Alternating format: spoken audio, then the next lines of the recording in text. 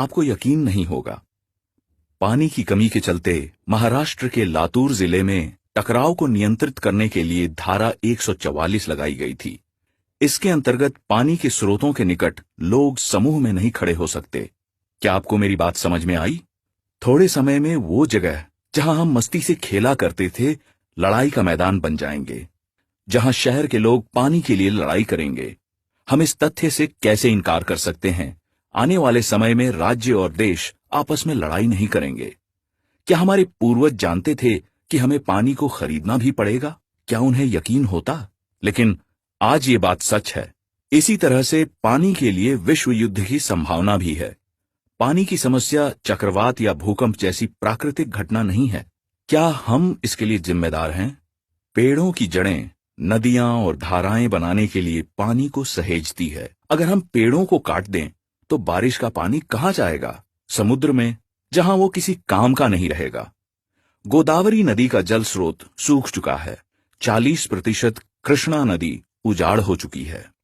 गंगा नदी कितने समय तक बारहमासी रह पाएगी पता नहीं। कावेरी के बारे में तो आप सब जानते ही हैं। वर्ष 1989 में 22 नदियां प्रदूषित थीं, लेकिन आज ये संख्या बढ़कर 302 हो चुकी है। इस सूची में झीलें और तालाब शामिल नहीं हैं। भारत की आजादी के समय प्रत्येक नागरिक के लिए 100 लीटर पानी उपलब्ध था, लेकिन आज ये घटकर 30 लीटर हो चुका है। पानी के संसाधनों के बिना 83 प्रजातियां लुप्त हो चुकी हैं। क्या हम ये कह दें कि हमारे गरीब किसान का 84वां नंबर है? अभी तक 2 लाख। मुझे क्या फर्क पड़ता है अगर खेती ना रहे तो? क्या बस यही बात है? हमें अपनी बुनियादी जरूरतों के बारे में सोचना होगा। जैसे किसी जमाने में हम टमाटर निर्यात करते थे, लेकिन आज हम चीन, नेपाल और नीदरलैंड से इसका आयात करते हैं। यही हाल गेहूं और आलू का है। तो कीमतें क्यों नहीं बढ़ेंगी? इसी तरह से पानी के कारण भी नई समस्याएं पैदा हो रही हैं।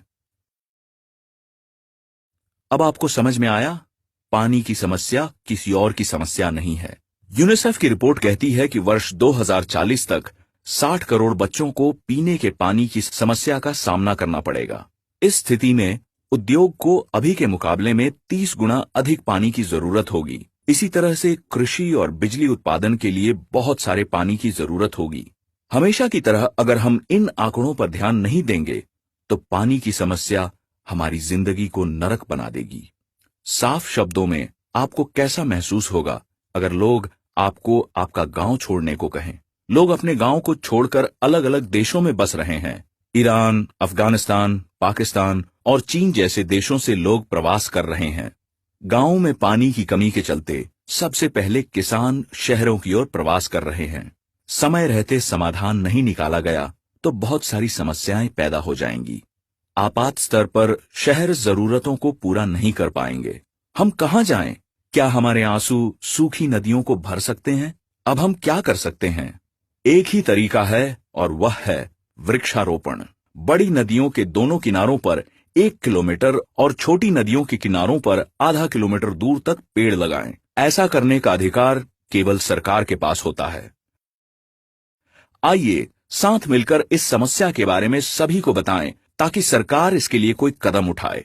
हमारी नदियां जो हमारी जीवन रेखा है, उनको जीर्णोद्धार के साथ आइए अपना भविष्य सुरक्षित करें।